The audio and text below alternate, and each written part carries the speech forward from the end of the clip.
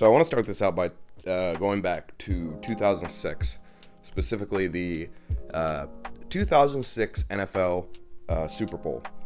This was versus the Chicago Bears and the Indianapolis Colts. Now, many people remember this as Peyton Manning's first Super Bowl, which justifiably so. However, there was a much more significant matter at hand than Peyton Manning's first ring. Now, what I'm referring to is the fact that this was not only the first time that the Super Bowl featured two head coaches that were black, but it also, of course, then resulted in the first Super Bowl win for a black head coach in the history of the NFL.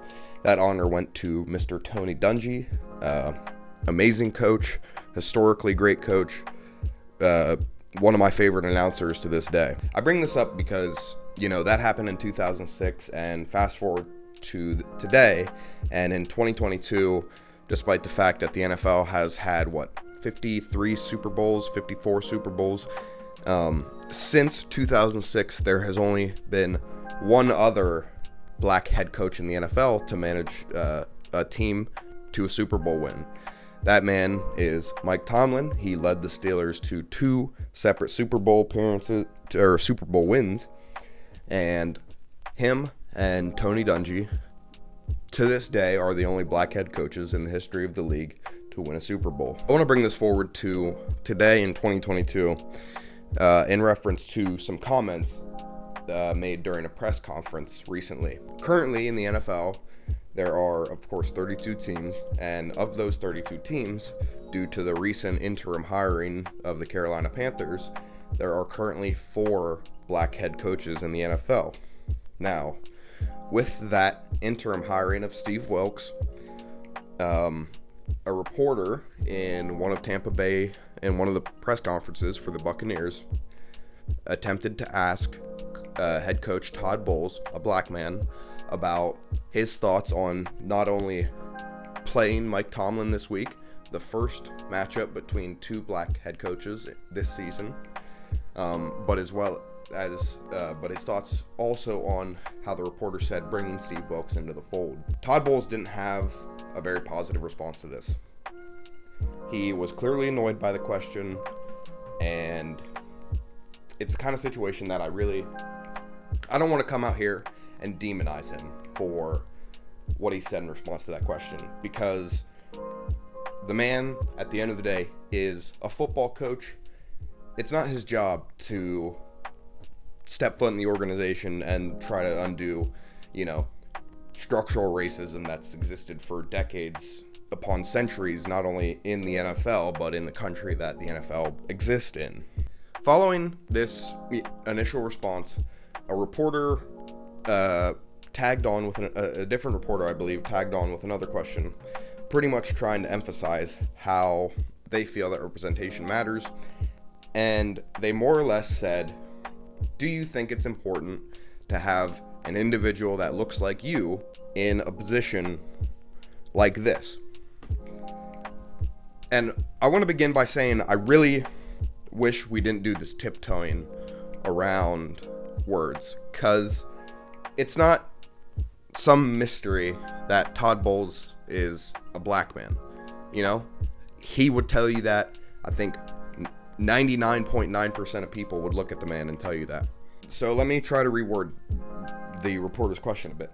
Is it important for a black individual to turn on the TV and see a black head coach on the sideline? Is it important for, beyond that, let's take that a step further, is it important for a Latino child to turn on the TV and see representation outside of stereotypical roles that their people may be condemned to by most of our, Western societal standards that are, I don't really need to delve into the fact that America's got such a backwards and repulsively racist history. I'm sure if you're here and you don't know about that and you're getting angry if you don't know about it or you're getting angry about it, let me know in the comment section below. Comments are good for YouTube's algorithm. So switching over from Todd Bowles, I want to then go to some comments made by Lovie Smith. Now, of course, as I had mentioned, Lovie Smith was, I was going to say lucky enough, but it's not luck. He put himself in the position. He earned that spot as one of the first black head coaches in an NFL Super Bowl. This specific comments that I bring up were made much more recently than I realized. So these comments were made to Chris Long with the Green Light Tube YouTube channel. I probably just destroyed my mic when I said tube there. Had a interview with Coach Lovie Smith and asked about not only that Super Bowl and what it meant to Coach Smith to not only participate but to make history, and where he sees the state of diversity in the NFL to this day. As Chris Long mentions, a few years ago we were at a point where there were 8 minority NFL head coaches in the league. Since then, we have dropped to, I think it got down to 1 in the offseason here, and before the hiring of Steve Wilkes, which of course, again, he's an interim coach, so who even knows if he'll be keeping that job, we only have 4 minority head coaches in the league. Now, if you don't see why that's a problem, I'll give you a little tidbit, and that's the fact that look at the players. I mean, let's be real. The NFL is a league made up predominantly by black and African American men.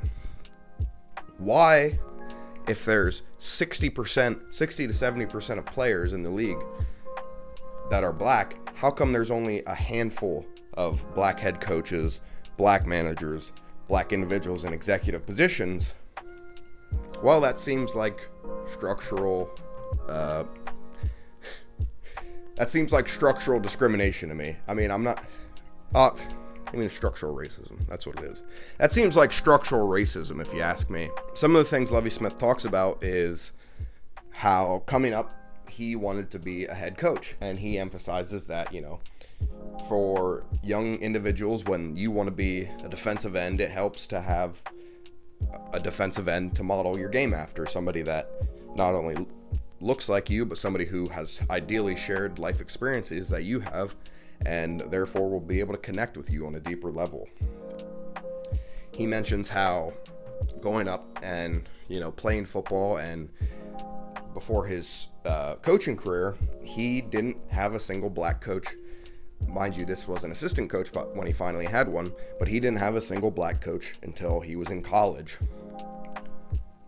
Now, obviously, a lot of strides have been made since then.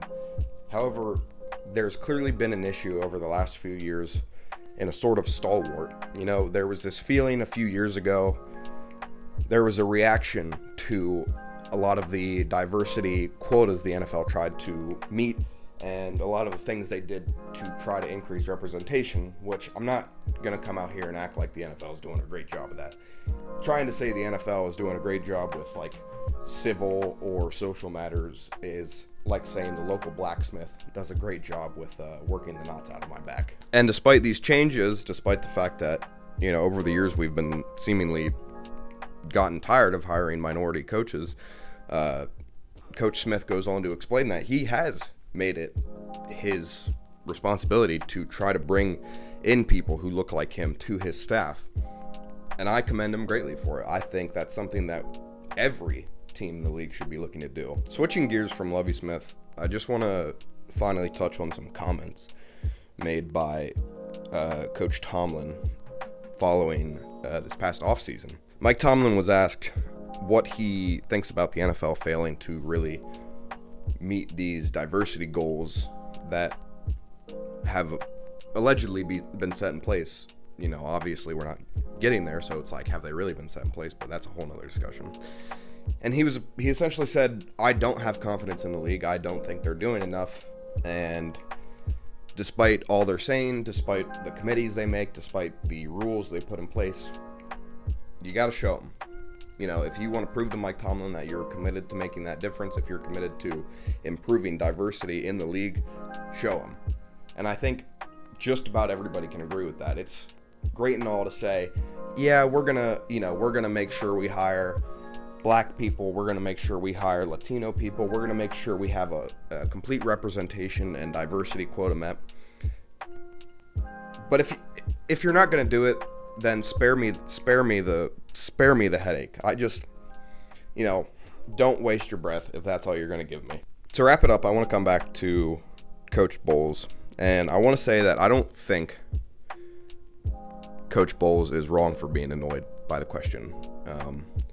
I don't think his reaction is ridiculous, because when I go to work, when I go to the hospital for my 8 hours, I put myself in a mindset and I'm in work mode. It's one of those things that I'll have people make jokes to me, maybe make like a sarcastic comment, and it'll just completely go over my head because I'm in a very dialed in state. And looking at the fact that I'm pretty sure that was right after practice, I would imagine Coach Bowles was in a similar state. Now, the ultimate thing that I don't love is, again, the tiptoeing around saying things like, you're a black head coach, do you think it matters to have black representation? Because that comment led to a response from Coach Bowles.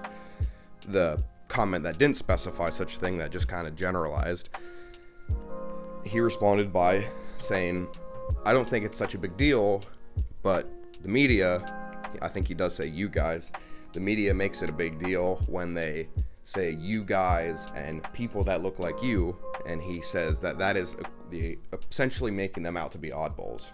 While I disagree with that, there is truth to what he's saying with regards to the terminology used when you say things like you guys, you people, someone that looks like you. It's a situation that gray isn't good enough. God, that's kind of ironic. Probably not ironic, but I was going to say it needs to be black and white. It needs to be clear. It needs to be succinct. It needs to be obvious what the point you're trying to get across, because tiptoeing around these words, being afraid to say black, being afraid to say white, that's not going to help, because then you are going to have these moments where you get people annoyed that you're just making generalizations and you are making them out to be some oddball. And I don't think anybody in the room at that time thought that Coach Bowles and other black coaches in the league are oddballs. They're obviously not. But that loose terminology, not being exact with your words, not being precise, and, making it understood what you're saying, you're opening yourself up to those sort of responses because you're being too ambiguous. We need to say what the issue is. There's not enough black representation at coaching level in the NFL, at the executive level, at the general manager level, almost everywhere outside of the players. It's one of those things that it straight up needs to be said. There is an issue with hiring processes in the NFL. It's great that the Rooney Rule is supposedly in place and that these teams are, joining in whatever committee to try and increase diversity and try to make sure that black men and women, Latino individuals, Asian individuals, people who look like the players that step on the field are also in the office. If you're, just like Mike Tomlin said, show me. Show me. Don't tell me. Show me. Thank you for your time today. My name is Zachary Taylor. Fuck. And if you like what you saw here today, make sure to like and subscribe. My name is Zachary Taylor. Thank you for your time today.